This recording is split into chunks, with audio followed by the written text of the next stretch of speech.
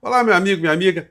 Aqui no nosso Portal do José, eu tenho sempre conversado com vocês sobre muitos assuntos importantes aqui no nosso país. Falamos sobre economia, sobre as questões da vida política e também do nosso combate permanente a uma insanidade que se abateu sobre uma parcela da sociedade brasileira e que, infelizmente, foi normalizado por muitos setores da sociedade brasileira e também por setores muito importantes dos grandes veículos de comunicação.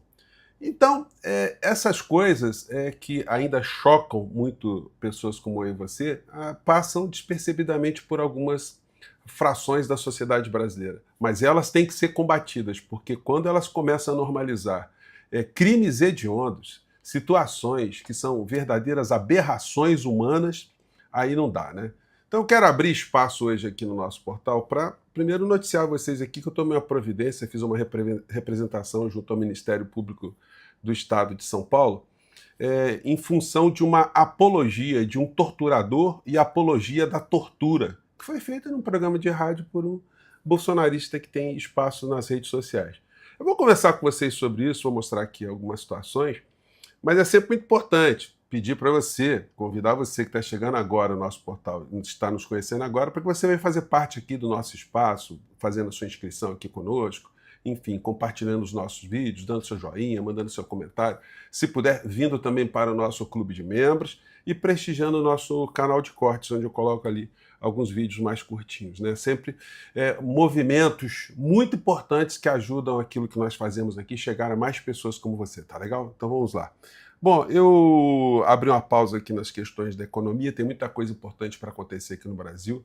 Eu vou abordar isso com vocês no nosso encontro de mais tarde, né? Com a saída de dólares, o que está acontecendo na economia, o Galípolo, agora novo presidente do Banco Central, numa semana em que a gente teve mais uma situação envolvendo um ato criminoso, né? Alguém que normalizou a barbárie, que acha que pode chegar na vida particular de uma pessoa que está fazendo compra no supermercado e dizer que ela merece ser aniquilada, né? E isso ser normalizado por esses setores mais extremistas aqui no nosso país. Tem um artigo aqui muito interessante, no 247, né, um artigo, deixa eu ver se eu pego aqui, da redação, né, falando aqui do jornalista Tiago Barbosa, com o seguinte título: a melhor solidariedade à Natuza é tratar o bolsonarismo como um movimento criminoso, diz Tiago Barbosa. Jornalista afirma que pregar bolsonarismo moderado é complacência descarada. Enfim, é isso. A gente tem que combater essas insanidades como elas estão sendo colocadas para a sociedade, né? E hoje, mais uma dessas. Com cenas violentas no Rio de Janeiro, Bolsonaro critica a fala de Lula sobre roubos.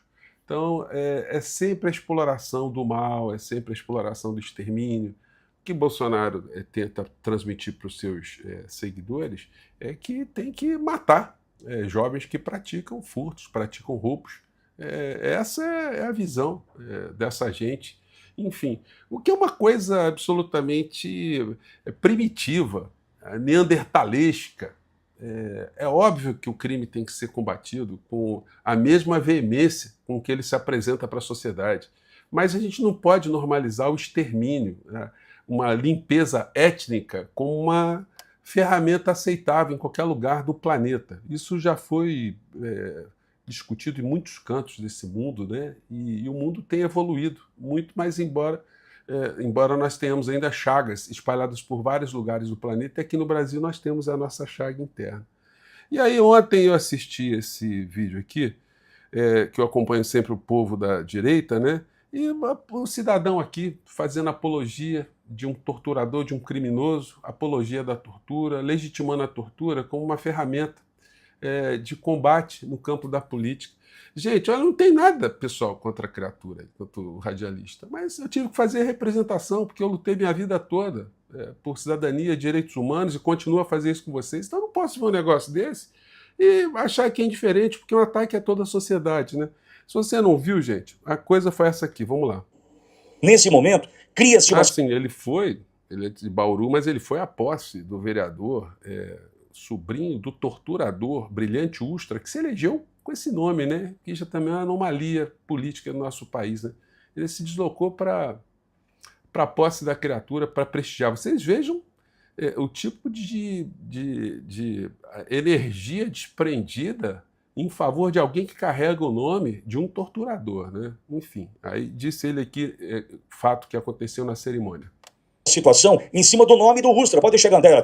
Cria-se uma situação em cima do nome do Ustra, representante da direita ao lado dos demais eleitos, mas apadrinhado pelo presidente Bolsonaro, quem comandou a segurança do presidente Bolsonaro, e com o sobrenome que significa o terror dos canhotas, dos esquerdopatas, daqueles que fizeram e causaram problemas para o Brasil, tentando implantar aqui o comunismo lá na década de 60, que é o coronel Carlos Alberto Brilhante Ustra. Ustra, então, vira o sinônimo. Gente, é um negócio inaceitável esse tipo de comportamento do cidadão. O Ministério Público tem que processá-lo, para ele ter consciência que ele não pode normalizar o que aconteceu no nosso país. O Brilhante Ustra foi condenado por tortura aqui no nosso país. É um criminoso, quanto mais, bárbaro, dos mais hediondos que nós tivemos na história do nosso país. Ele, quando foi emparedado na Comissão da Verdade, ele entrou com habeas corpus para não dizer nada, para ficar em silêncio, né? Como todo covarde que essa gente se inspira, né? Ou que faz parte desse universo. Mas ele não aguentou, né? Ele não aguentou, veio aquela coisa da ditadura, falou mais alto do que ele resolveu falar alguma coisa. E aí vejam o que aconteceu na sequência. Vamos ver aqui essa matéria. Vamos lá. Eu ocultei cadáver, eu nunca cometi assassinato, eu agi sempre dentro da lei e da ordem. Todo torturador, até quando a gente vê no livro de Hannah Arendt, né, a banalização do mal, as pessoas que seguiam o comando do Hitler falavam a mesma coisa, estavam cumprindo ordens.